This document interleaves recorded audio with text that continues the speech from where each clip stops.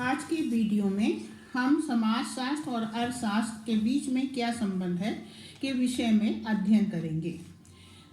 यदि मेरा वीडियो आपको अच्छा लगता है तो आप जल्दी से उसको लाइक कीजिए, शेयर कीजिए और सब्सक्राइब कीजिए। कमेंट्स करना कभी नहीं भूलिए। जैसा आपको अच्छा लगता है सही अर्थ में उसको स्पष्ट कीजिए। तो मैंने नोट्स जो है मैं गूगल ड्राइव में डाल दूंगी, वो आपको मिल जाएंगे। स्टार्ट।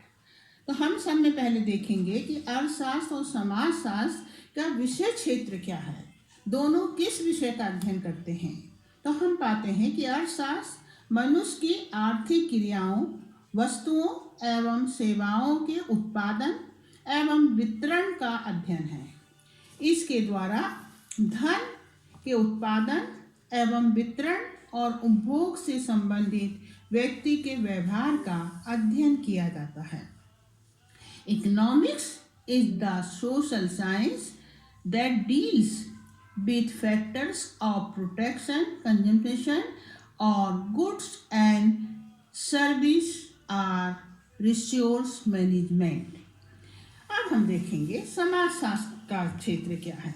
समाजशास्त्र मनुष्य की सामाजिक क्रियाएं एवं दैनिक जीवन से संबंधित गतिविधियों का अध्ययन है। इसमें प्रथा, रूढ़ि, परंपरा, संस्था, संस्कृति एवं सामाजिक प्रतिमानों पर विशेष ध्यान दिया जाता है।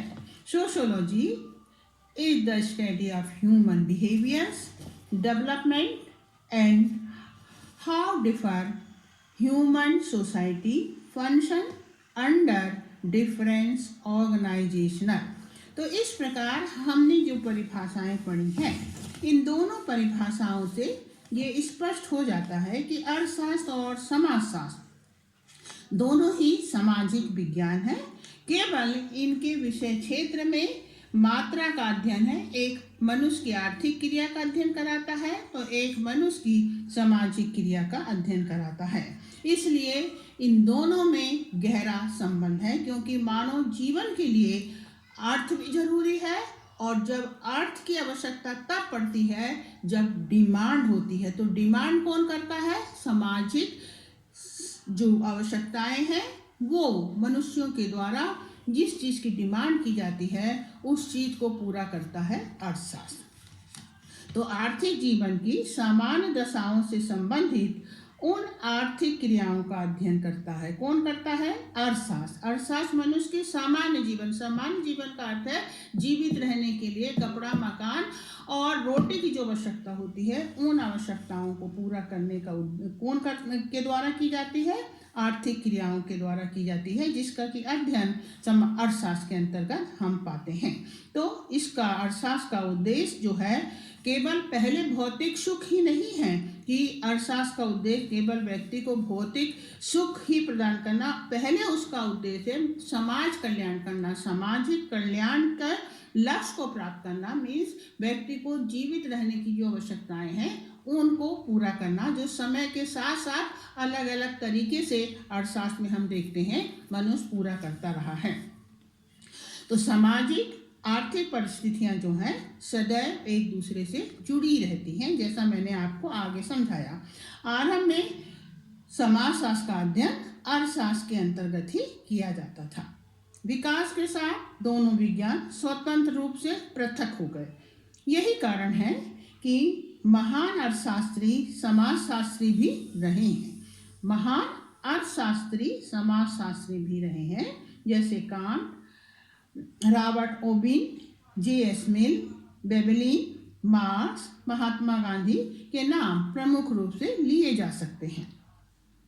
हम देखते हैं कि वास्तव में आर्थिक जीवन की क्रांति सामाजिक क्रांति उत्पन्न करती है और सामाजिक क्रांति का परिणाम आर्थिक क्रांति के रूप में देखने को मिलता है। ये जो लाइन है उसको आप लोग यदि समझ लेते हैं तो आपको विषय यहाँ पर पूरी तौर से समझ में आ जाएगा। आर्थिक जीवन की क्रांति, आर्थिक जीवन की क्रांति क्या है? मनुष्य की क्या आवश्यकताएं हैं उसकी डिमांड हम देखते हैं हर काल में भिन्न भिन्न रूप धारण करती रही है। तो वास्तव में आर्थिक जीवन की क्रांति सामाजिक क्रांति को जन्म देती है। जिस प्रकार की डिमांड मनुष्य की होती है, समाज की होती है, वही सामाजिक क्रांति को जन्म देती है और सामाजिक क्रांति का परिणाम आर्थिक क्रांति के रूप में देखने को मिलता है। जैसे हम 1960 के दशक में जाते हैं, जब भारत स्वतंत्र हुआ, भारत में खाद्यान्न की जो कमी थी उस कमी को पूरा करने के लिए इंदिरा गांधी के शासनकाल में हम पाते हैं कि हरित क्रांति का जन्म हुआ और हरित क्रांति के द्वारा एक नए समाज का निर्माण किया गया और इस समाज ने जो आर्थिक रूप से समाज को क्रांति के द्वारा जो एक सामाजिक समस्याओं का जन्म हुआ, उसके द्वारा हम देखते हैं कि समाज का रूप जो था वो पूरी तौर से हमें बदला हुआ दिखता है। मुद्रा का जन्म हो जाता है और मुद्रा के जन्म के साथ दिहाड़ी मजदूरों का उदय होता है, जो कि स्वतंत्र मजदूर होते हैं। अब मजदूर अपनी इच्छा से कहीं भी काम कर सकता है, क्योंकि अब उसे मजदूरी के बदले में क्या मिल रहा है? पैसा मिल रहा है। वो किसी सामंत के अंडर में रहकर काम करने के लिए मजबूर नहीं रहता है। और बाजार जो है, कृषि का उत्पादन जो है, अब उसका रूप दृष्टिकोण बदल जाता है। अब बाजार की मांग के अनुसार कृषि जो है वो एक व्यावसायिक रूप धारण कर लेती है। शिक्षा और स्वास्थ्य सेवाओं का भी चलन हो जाता है। नैतिकता प्रथाओं में परिवर्तन होता है। संयुक्त परिवार की जगह हमें एकल परिवार भी दिखने चालू हो जाते हैं। महिलाओं की जो कि अभी तक बहुत अधिक खेती में जिनकी डिमांड थी, अब मशीनीकरण धीरे धीरे आरंभ होता है तो उनकी डिमांड बढ़ने लगती है। तो इस प्रकार यहाँ पर जो लिखा है कि आर्थिक जीवन की क्रांति सामाजिक क्रांति उत्पन्न करती है। जब जीवन में कुछ विशेष आवश्यकताएं आती हैं तो उन आवश्यकताओं को पूरा करने के लिए एक आर्थिक क्रांति होती है और उस आर्थिक क्रांति से एक सामाजिक क्रांति आती है, जो सामाजिक क्रांति पूरे समाज के रूप को, समाज की संरचना को, सामाजिक संगठन को हमें बदलती हुई दिखाई देती है। तो इस तरह सामाजिक कारकों की अवहेलना करके अर्थशास्त्र किसी भी प्रकार से एक स्वतंत्र विज्ञान नहीं हो सकता है। समाजशास्त्री उसे वो मटेरियल प्रदान करता है जिससे वो अपने विषय क्षेत्र को क्या करता है? आगे बढ़ाता है। किसी भी देश की आर्थिक व्यवस्था को समझने के लिए उसकी सामाजिक व्यवस्था तथा पद्धति का ज्ञान होना अनिवार्य है। तभी अर्थशास्त्री जो है अपना अध्ययन काम कर सकता है। यदि उसे सामाजिक और पद्धति का, सामाजिक व्यवस्था का, सामाजिक पद्धति का ज्ञान नहीं होगा तो वो किसी भी प्रकार से विकास नहीं कर सकता है। हर समाज की आवश्यकताएं, हर समाज की संस्कृति, हर समाज की परंपरा जो होती है अलग अलग होती है। आज हम देखते हैं विज्ञापन की दुनिया में, यदि हम भारत में विज्ञापन देखते हैं तो यहाँ के विज्ञापन जो होते हैं उसमें हमें दिखाई देता है एक संयुक्त परिवार और एक मैरिज की जो व्यवस्था होती है, उसमें जो ब्राइड होती है वो किस प्रकार से साड़ी पहनती है, किस प्रकार से लहंगा पहनती है, किस प्रकार से ज्वेलरी पहनती है। इस प्रकार के हमें एडवर्टाइजमेंट दिखाए जाते हैं। ऐसे एडवर्टाइजमेंट जो विदेशी कंपनियां हैं वो विदेश में नहीं दिखाती हैं, इसलिए दिखाती हैं क्योंकि इनके आधार पर एक कंपनी अपनी आर्थिक स्थिति को क्या करती है? मजबूत करती है। तो हर आर्थिक व्यवस्था को समझे बिना अर्थशास्त्र अपना ज्ञान को आगे नहीं बढ़ा सकता है। इसीलिए थॉमस ने लिखा है कि अर्थशास्त्र समाजशास्त्र के विस्तृत विज्ञान की शाखा है। आर्थिक क्रियाएं तथा परिस्थितियां दोनों एक दूसरे को प्रभावित करती हैं। ना तो जब तक समाज की आवश्यकता पूरी नहीं होगी तो वो अधूरा है, और जब तक डिमांड नहीं होगी तब तक पूर्ति नहीं होगी। तो डिमांड और पूर्ति, मांग और पूर्ति का यहाँ कार्य चलता है। एक मटेरियल प्रोवाइड करता है और एक उस मटेरियल के आधार पर बाजार के द्वारा मनुष्यों की आवश्यकताएं, समाज की आवश्यकताओं को पूरा करता है। तो इस प्रकार हम देखते हैं कि दोनों ही विज्ञान जो हैं एक दूसरे से आपस में क्या है? जुड़े हुए हैं। आपस में इनका गहरा अटूट संबंध है। बिना एक दूसरे के ये आगे नहीं बढ़ सकते हैं। हम देखते हैं कि दुखिम ने अपने श्रम विभाजन के सिद्धांत में इस बात को स्पष्ट किया है कि आधुनिक काल में श्रमिकों के मध्य कार्यों का विभाजन हो गया। विकास के साथ साथ अब चूंकि आर्थिक क्षेत्र का विस्तार हुआ तो श्रमिक भी जो थे उनमें विभाजन की क्रिया आरंभ हो गई। अब कई तरह के मजदूर जो थे अपने अपने विषय में वशिष्ठता प्राप्त करके उसमें एक प्रकार से काम करने लगे।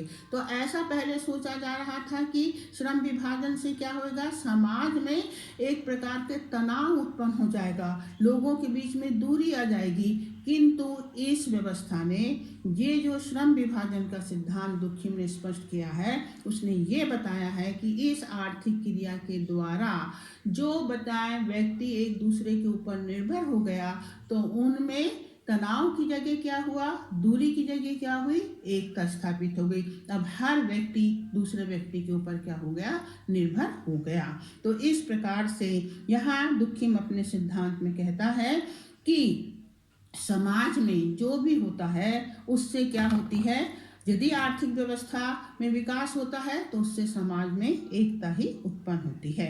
दूसरा सिद्धांत जो हम देखते हैं वेबर का, वेबर ने अपने सिद्धांत में जो उसने लिखा है Protestant ethic and the spirit of capitalism, उस पुस्तक में उसने बताया है कि किस प्रकार से सामाजिक मूल्य, सामाजिक आचार्य, सामाजिक आदर्श, परंपरा व्यक्तियों के विचारों को प्रभावित करते हैं, जिसका प्रभाव सामाजिक संरचना और आर्थिक जीवन पर पड़ता है। उसका मानना है कि यूरोप में पूंजीवाद के विकास का प्रमुख कारण कैल्विनिज्म के सिद्धांत हैं। धार्मिक व्यवहार व्यक्ति के व्यवहार और दिनचर्या को प्रभावित करते हैं। वेबर ने अपने सिद्धांत में प्रोटेस्टेंट नीति के द्वारा धर्म एवं पूंजीवाद के पारस्परिक संबंध को स्पष्ट करने की कोशिश की है। वेबर के मत अनुसार धार्मिक आचारों का प्रभाव व्यक्ति के व्यक्तित्व और उसके जीवनचर्या पर पड़ता है, जो उसकी अपनी पहचान बनाता है। धर्म के अंतर्गत जो विश्वास, मूल्य, प्रथा एवं आचरणों का विकास होता है वही उसके आर्थिक जीवन को निर्देशित करता है। तो इस प्रकार से वेबर जो है वो मानता है कि समाज नीतियां जो हैं वो किस प्रकार से एक आर्थिक व्यवस्था को एक जमीन प्रदान करती हैं। आगे हम देखते हैं कि समाजशास्त्र जहाँ आर्थिक घटनाओं के अध्ययन में अपना योगदान देता है, वहीं दूसरी ओर अर्थशास्त्र के सिद्धांतों की कमियों और सीमाओं को भी व्याख्या करता है। जैसे जैसे समाज का आर्थिक विकास होता है वैसे वैसे समाज में आर्थिक क्रियाएं भी विकसित होती हैं। औद्योगिकरण ने नगरीकरण, शहरीकरण एवं घनी बस्तियों को जन्म दिया। परिणाम स्वरूप अनेक सामाजिक समस्याओं का जन्म हुआ। इसीलिए मैकावर अपने तथ्य में लिखता है कि जैसे जैसे समाज में आर्थिक क्रियाओं का विकास होता है वैसे वैसे मनुष्य का सामाजिक जीवन भी प्रभावित होता है। तो इस प्रभावित होता है, इसमें शास्त्री नहीं समाजशास्त्री अच्छे से स्पष्ट कर सकते हैं। इसीलिए थॉमस ने कहा था कि अर्थशास्त्र समाजशास्त्र की एक विकसित शाखा है। सामाजिक एवं आर्थिक क्रियाएं दोनों ही एक दूसरे से प्रभावित होती हैं। संक्षेप में कहा जा सकता है कि अर्थशास्त्र एक तरफ धन का अध्ययन करता है तो दूसरी ओर जो अधिक महत्वपूर्ण पक्ष है मनुष्य के व्यवहारों एवं प्रक्रियाओं का हिस्सा है। दोनों ही एक दूसरे के बिना अधूरे हैं।